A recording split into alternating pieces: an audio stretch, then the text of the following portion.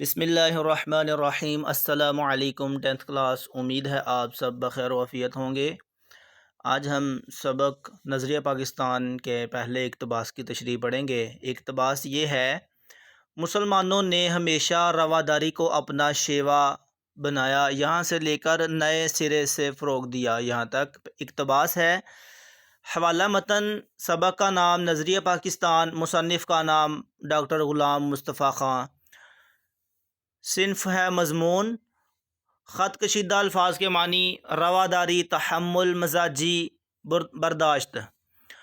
شیوا کہتے ہیں طریقے کو، ڈھنگ کو، شعار کو کہتے ہیں شیوا۔ کفر و الحاد، بے دینی، بے جا کا مطلب غلط، ناجائز، حد سے بڑھ کر۔ کافرانہ مطلب بے دینی پر مشتمل، مشرکانہ۔ رائج، نافذ ہونا، نفاذ ہونا۔ سربلندی، کامیابی۔ محض، صرف۔ قید و بند، قید کی صعوبت،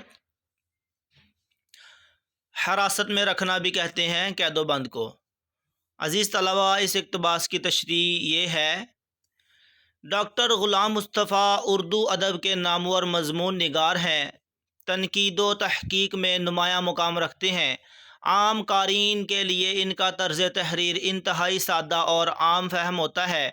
درسی سبق نظریہ پاکستان ان کا ایک ایسا مضمون ہے جس میں وہ بڑے سیدھے سادے الفاظ میں برصغیر میں مسلمانوں کے ابتدائی حالات اور ان کی پاکستان بننے تک کی جدوجہد کو اجاگر کرتے ہیں۔ تشریح طلب اقتباس میں مصنف برصغیر کے مسلمانوں کے طرز معاشرت سے آگاہ کرتے ہوئے کہتے ہیں کہ اسلام ایک مکمل ضابطہ حیات ہے جو مسلمانوں کو غیر مسلموں سے غیر متعصبانہ رویہ قائم رکھنے کی ہدایت کرتا ہے۔ یہی وجہ ہے کہ برصغیر کے مسلمانوں نے ہمیشہ غیر مسلموں سے اچھا رویہ رکھا اور ان سے حسن سلوک سے پیش آتے رہے، تحمل اور بردباری کو اپنی عادت بنائے رکھا، جیسا کہ قرآن مجید میں ہے: بے شک خدا تمہیں عدل و احسان کرنے کا حکم دیتا ہے۔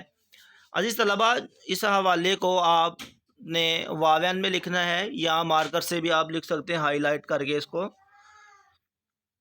لیکن جب کبھی بے دین اور مشرک قوتوں نے مسلمانوں کے اس حسن سلوک سے ناجائز فائدہ اٹھا کر مسلمانوں اور دین اسلام کو نقصان پہنچانے کی سوچ لے کر انہیں اپنا غلام بنانے کی جدوجہد کی تو مسلمان پوری قوت کے ساتھ ان کے خلاف اٹھ کھڑے ہوئے اور بڑی جرأت اور بہادری کے ساتھ ان کا مقابلہ کیا۔ بقول اقبال: آئین جواں مردی حق گوئی و بے باکی، آئین جواں مردی حق گوئی و بے باکی، اللہ کے شیروں کو آتی نہیں روباہی۔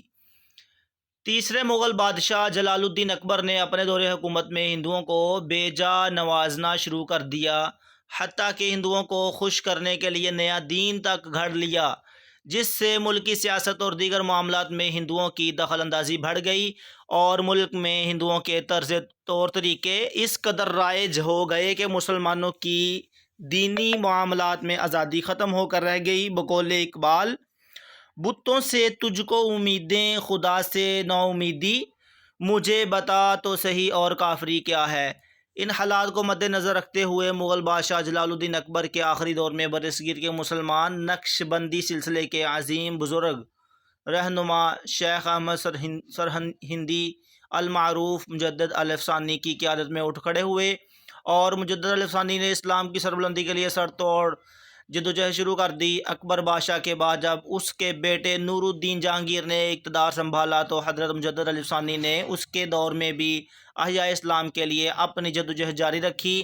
اس جدوجہد کے نتیجے میں انہیں قید میں بھی رکھا گیا، مگر انہوں نے اس کی پرواہ کیے بغیر اسلامی اقدار اور اسلامی تعلیمات کو از سر نو زندہ کرنے کی کوشش جاری رکھی۔ بقول شاعر: گردن نہ جھکی جس کی جہانگیر کے آگے، وہ ہند میں سرمایہ ملت کا نگہبان۔ عزیز طلباء، اس تشریح کو اپنی اردو کی نیٹ کاپی پر لکھیں اور یاد کریں۔